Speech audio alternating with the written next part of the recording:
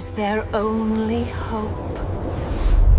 Welcome to Fairy Tales English Journey. Today we will explore a magical story about love and deep devotion. Have you ever wondered how far someone would go to save their family? Our story is called The Wild Swans. It teaches us about the true power of staying silent and being brave. Long ago in a faraway kingdom lived a good king who had 11 sons and one beautiful daughter named Elisa. The children were very happy and loved each other dearly. They spent their days playing in the grand castle gardens. They learned many wonderful things from their kind and wise teachers. The 11 princes went to school wearing golden crowns and wrote on golden slates with diamond pens. Princess Elisa sat on a little glass stool and looked at a picture book that cost half the kingdom. They had everything a child could ever want. Their lives were filled with pure joy. But this happiness could not last forever. The good king decided to marry again after being lonely for many years. He married a wicked queen who did not like the poor children at all. She brought a dark shadow into the bright and happy castle. Things changed on her very first day. The queen gave the children sand in a teacup instead of nice cakes and baked apples. She told them to pretend it was food. The children felt very sad and confused. The queen wanted to get rid of them completely. She went to the king and told terrible lies about the children. The king believed his new wife and sent little Elisa away to live with peasants in the country. Then the wicked queen turned her anger toward the 11 princes. She spoke a dark magic spell. "Fly away into the world and take care of yourselves. Fly away as great wild birds." The magic spell was very strong, but it could not make them ugly birds. The 11 brothers turned into 11 beautiful wild swans. With a strange cry, they flew out of the palace windows. They flew over the park and into the dark forest. They left their home far behind them. Little Elisa stayed in the peasant cottage. She played with the green leaf because she had no other toys. She poked a hole in the leaf and looked up at the sun. She thought she saw her brothers looking back at her. She missed them more than words could ever say. Years passed, and Elisa grew into a beautiful young woman. She was more lovely than any other girl in the land. But she was very lonely and wanted to find her brothers. When she turned 15, she returned to the castle. The wicked queen saw her beauty and felt very angry. The queen used dark magic to make Elisa look dirty and ugly. She rubbed walnut juice on her face and tangled her beautiful hair. When the king saw Elisa, he did not recognize his own daughter. He ordered her to leave the castle. Elisa walked away crying into the great dark forest. Elisa walked all day through the thick trees. She did not know where to go, but she knew she must find her brothers. The forest was very quiet and peaceful. She found a clear pool of water and washed her face and hair. Her natural beauty returned brighter than ever before. She continued her journey and met an old woman carrying berries. Elisa asked if she had seen 11 princes riding through the forest. The old woman said no, but she had seen 11 swans wearing golden crowns. The swans were swimming in the river nearby. Elisa thanked her and hurried away. Elisa followed the river until it reached the wide open sea. The sun was setting and the sky turned pink and gold. Suddenly she saw 11 white swans flying toward the shore. They landed on the sand just as the sun disappeared. In a flash they turned back into her brothers. Elisa ran to them with tears of joy. The brothers were so happy to see their little sister grown up and beautiful. They talked all night and shared their sad stories. The eldest brother explained their curse. They were swans all day and became human only when the sun went down. The brothers told Elisa they lived in a beautiful land across the sea. They could only visit their home country once a year. They had to fly across the ocean in one day. If the sun set while they were flying, they would turn into humans and fall into the water. "Tomorrow we must fly back across the sea," the eldest brother said. "We cannot leave you here alone. We will make a net from willow bark and carry you with us." They worked all night to weave a strong net. Elisa slept in the net while her brothers prepared for the journey. When the sun rose, the brothers turned into swans again. They picked up the net with their strong beaks and flew high into the sky. Elisa woke up and looked down at the clouds and the dark blue ocean. It felt like a wonderful dream. She prayed for a safe journey. They flew all day without stopping. The sun began to set and they were still far from land. Elisa felt very afraid. Suddenly, she saw a small rock rising from the water. The swans landed on the rock just as the sun disappeared. They stood close together to stay safe and warm. The next morning, they turned into swans and continued their journey. Soon, they reached a beautiful land with high mountains and deep green valleys. The brothers took Elisa to a cave covered in soft green vines. "This will be your new home," they said. Elisa hoped she could find a way to break their curse. That night, Elisa had a magical dream. A beautiful fairy appeared before her. The fairy looked just like the old woman from the forest. The fairy told Elisa she could save her brothers, but it would require great pain and a terrible sacrifice. Elisa said she would do anything to save them. "You must gather stinging nettles from the churchyard," the fairy said. "You must crush the nettles with your bare feet to make flax. Then you must spin the flax and knit 11 shirts. Throw the shirts over the swans and the spell will be broken. But there is one very important rule. From the moment you begin your work until the very last shirt is finished, you must not speak a single word. If you speak one word, your brothers will die instantly. Their lives depend on your silence." The fairy vanished, and Elisa woke up. She saw a stinging nettle next to her hand.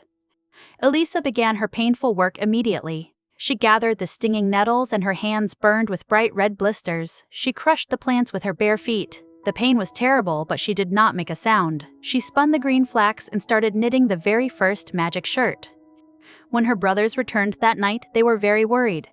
They saw her blistered hands and knew she was suffering. They asked her what was wrong, but she could not answer. She just looked at them with tears in her eyes. The youngest brother cried, and his tears healed her sore hands. Days turned into weeks. Elisa worked day and night in complete silence. She finished one shirt and started the next. One day, a handsome young king rode through the forest with his hunting dogs. He saw the beautiful silent girl sitting in the cave. He was amazed by her gentle face. The king asked Elisa who she was and why she lived in the wild forest. Elisa shook her head and kept her eyes on her knitting. The king decided he must take her to his castle. He lifted her onto his horse. Elisa cried and pointed to her precious pile of nettles. The king smiled and brought the nettles with them. He gave Elisa beautiful clothes and a grand room in the castle. He fell deeply in love with her and wanted to marry her. Everyone in the castle loved her gentle ways. Everyone except the wicked Archbishop, who did not trust the silent girl. The Archbishop whispered terrible things to the king. He said Elisa was an evil witch who had cast a spell on the heart of the king. The king refused to listen to these cruel words. He married Elisa in a grand ceremony. She became the queen of the land, but she remained completely silent. Elisa continued to knit the shirts in secret. She finished 10 shirts, but then she ran out of flax. She needed more stinging nettles to make the final shirt for her youngest brother. The only place to find them was the dark churchyard.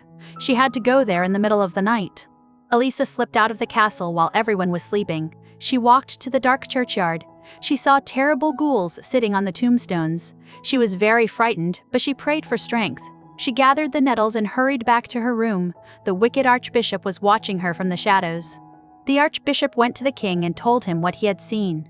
He said the queen was meeting with dark spirits in the graveyard. The king did not want to believe it. He decided to watch Elisa the next night. He saw her sneak out and go to the churchyard again. The king was heartbroken. He thought his beautiful wife was truly a wicked witch. The people of the kingdom demanded that she be punished. The judges sentenced her to be burned at the stake. They locked her in a dark prison cell. They gave her the nettle shirts instead of warm blankets. Elisa did not cry or complain. She was happy to have her shirts. She worked frantically to finish the 11th shirt. She knew her time was running out. Outside the prison, she heard the swans flying around the tower. Her brothers knew she was in danger and wanted to help her. The brothers went to the castle gates and asked to see the king. But the sun came up and they turned back into swans. They had to fly away to hide. Elisa knitted faster and faster. Her fingers bled, but she did not stop. She had to finish the very last sleeve. The guards came to take Elisa to the town square. An old cart pulled by an old horse waited for her. They gave her a coarse dress to wear. Elisa carried the 10 finished shirts and continued knitting the last one. The angry crowd yelled terrible things at the silent queen. "Look at the witch," the people shouted. "See how she holds on to her dark magic. Let us tear those evil shirts to pieces." The crowd rushed forward to grab the green shirts. Suddenly, 11 beautiful white swans flew down from the sky. They landed around the cart and flapped their great wings. The crowd stepped back in fear. They thought it was a sign from heaven that Elisa was innocent. The executioner prepared the fire. Elisa quickly threw the 11 shirts over the 11 swans. In an instant, the swans transformed into 11 handsome princes. The magic curse was finally broken forever. But the youngest brother still had one swan wing instead of an arm. Elisa had not finished the last sleeve of his shirt. "Now I may speak," Elisa cried out. "I am innocent." She fainted from exhaustion and relief. Her brothers caught her and held her gently. The crowd watched in complete amazement. The eldest brother turned to the king and told him the whole story. He explained the curse of the wicked queen and the brave sacrifice of Elisa. He told the king about her painful work and her vow of silence. As he spoke, the dry wood for the fire suddenly bloomed into beautiful red roses. The king picked a single white rose from the top of the pile. He placed it gently on the chest of sleeping Elisa. She woke up with a peaceful smile on her face. The king hugged her and begged for her forgiveness. He knew now that she was the most pure and good person in the world. The church bells began to ring all by themselves. The birds flew down and sang sweet songs. A grand procession led the king and queen back to the castle. The 11 princes walked proudly beside them. The kingdom celebrated for many days. Everyone rejoiced that the truth had finally been revealed. Elisa and the king lived happily ever after. Her brothers stayed in the kingdom and became great leaders. The youngest brother did not mind his swan wing. It was a symbol of the incredible love of his sister. The story of the bravery of Elisa was told throughout the land for many generations to come. This beautiful fairy tale teaches us so many important lessons. It shows us the true meaning of family and sacrifice. Elisa gave up her voice and endured terrible pain to save her brothers. She never gave up even when she was facing death. Her love was stronger than any dark magic. We also learn about the power of perseverance. Elisa had to complete a very difficult and painful task. She could have stopped at any time and spoken to the king, but she stayed focused on her goal. She knew that her silence was the only way to save the people she loved. The story reminds us not to judge people too quickly. The king and the people thought Elisa was evil because they did not understand her actions. They let fear guide their choices. We should always try to seek the truth and show compassion. Things are not always what they seem to be.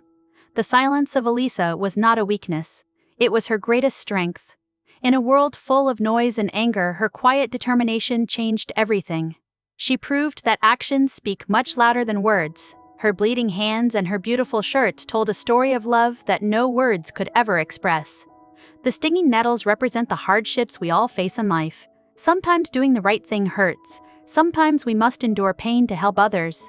But just like the nettles turned into soft shirts, our struggles can turn into something beautiful. Hard work and pure intentions always bring good results in the end. The swan wing of the youngest brother is a beautiful detail. It shows that healing does not mean being perfect. We all carry scars from our past struggles. Those scars are not something to be ashamed of. They are proof of our survival and the fierce love of those who stood by our side. Learning English through fairy tales is a wonderful way to grow. You learn new words while exploring deep human emotions. You see how simple language can paint beautiful pictures in your mind. Keep reading and listening to these classic stories. They will help you speak and understand English much better every single day. Thank you for joining us on Fairy Tales English Journey. We hope you enjoyed the magical story of the Wild Swans. If you loved this tale, please like this video and subscribe to our channel. Share this story with your friends and family. Keep learning, keep dreaming, and we will see you next time.